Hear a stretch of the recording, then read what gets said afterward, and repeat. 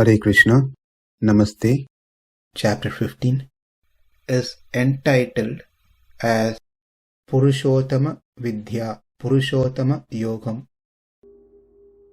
Sloka 8. Śarīraṁ yad avāpnoti, cāpy utkrāmatīśvaraḥ, gṛhītvaitāni saṁyāti, vāyur gandhān ivāśayāt. We learned from the previous Sloka that the living entities are part of the Lord.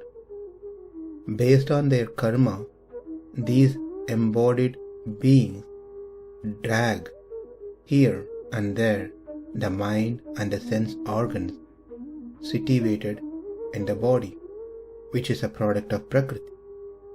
The current verse, verse number 8, describes the manner in which the Atma drags the senses. Let's see the meaning of the sloka. Ishvaraha, the Lord of the body. The Jivatma is mentioned here as Ishvara. Ishvara means controller. The Jivatma is called as Ishvara because he has the right to direct the body and the Indriyas. Therefore he is Ishvara. And not only that, he carries these Indriyas to the next destination. Yat śarīraṁ, which body? Avāpnoti, it gets. Ishvara is a lord of that particular body that he gets. Yat cha, from which body? Utkrāmatīśvaraḥ, it departs from that body to a next body. Vāyur, all these Indriyas and the mind, vāyur, from the seat of the fragrance of their source, like flowers, sandal paste, kasturi, etc. Vāyur, the wind, gandhān, the sense, iva, even as gṛhītvaitāni, taking, saṁyāti, departs. Translation: the living entity in the material world carries its different conception of life from one body to another, as the air carries aromas. Thus, it takes one kind of body and again quits it to take another. There are some popular Gita quotes titled as Gita Sara. It says, whatever has happened for good. Whatever is happening is also for good. Whatever will happen shall also be good. What have you lost that you cry for? What did you bring to take it? What have you taken from here? Like that, the list goes. But unfortunately, none of these things are actually in Gita, Bhagavad Gita. Bhagavad Gita tells us and gives us a complete picture, especially this particular chapter. We have seen how the samsara tree is.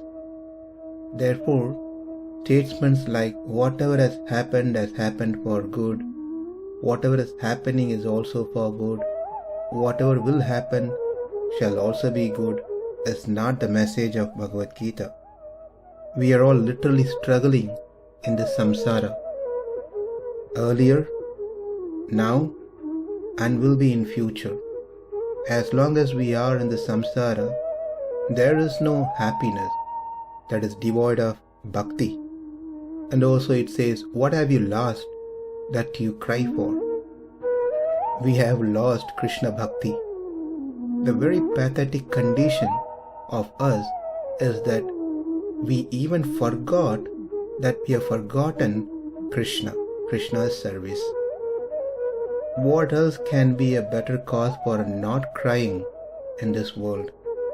And it says, what did you bring to take? You came empty-handed and you leave empty-handed. That is also denied in Bhagavad Gita. We all came with something and we all go with something. It is not true that we did not bring anything, we came empty-handed, and we will go empty-handed. We will certainly carry certain things to our next destination. And that is what has been explained in this particular sloka specifically. The Jivatma, living entity, attains a particular body based on its karma as human, devata, yaksha, pashu, pakshi, jantu, etc. There are many types of bodies. And leaves that body at one point of time and takes another body. While that living entity is in a particular body, he is the Lord of that body, because he controls and instructs the mind and indriyas. Therefore, he is Ishvara.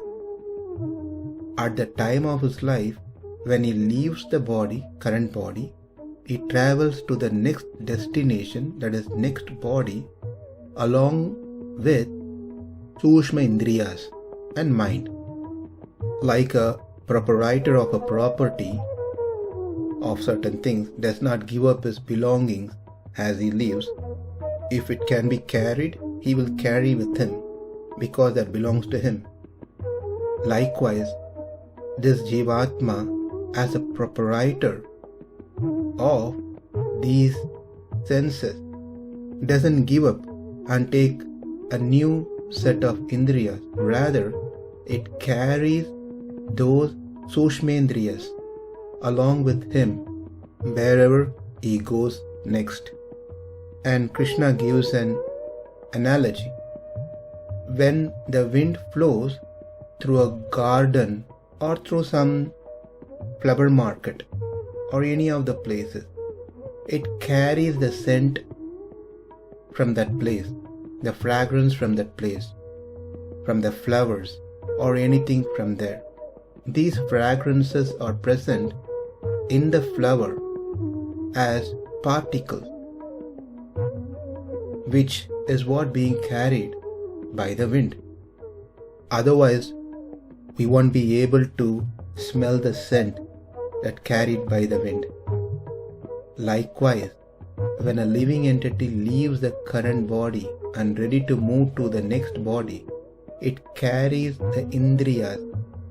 When we say it carries the indriyas, not the eyes, nose, ears, etc.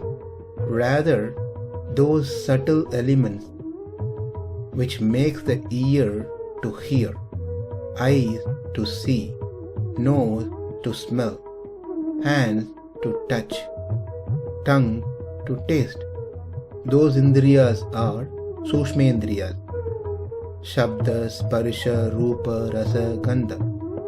That is sound, touch, color, meaning form, taste, and smell. Therefore, the living entities, when leaves the body, going to heaven and to acquire a body of a devata, or goes to another place to acquire another different body, does not go alone. He carries with him the elements in a subtle form, distilled from the gross body. These indriyas were residing in the gross body in a subtle form. Therefore, when the living entity, Jivatma, leaves the body, he carries these subtle elements to the next body. It is not that he gets a new set of indriyas each time when he gets a body. It's the same indriyas for beginningless period. He's been carrying from one body to another body to another body to another body. Like how the scent, the fragrance cannot be simply carried. The fragrance is a quality of a flower, but the quality alone cannot be carried. The wind carries the subtle elements that has the fragrance. Similarly, the hearing, tasting, touching, etc. are in the Sushmendriyas, which is what being carried by the Jivatma from place to place, body to body. The next verse lists these Indriyas and states how the Atma experiences sense objects through them. śarīraṁ avāpnoti cāpy utkrāmatīśvaraḥ gṛhītvaitāni saṁyāti vāyur gandhān ivāśayāt. Namaste. Hare Krishna.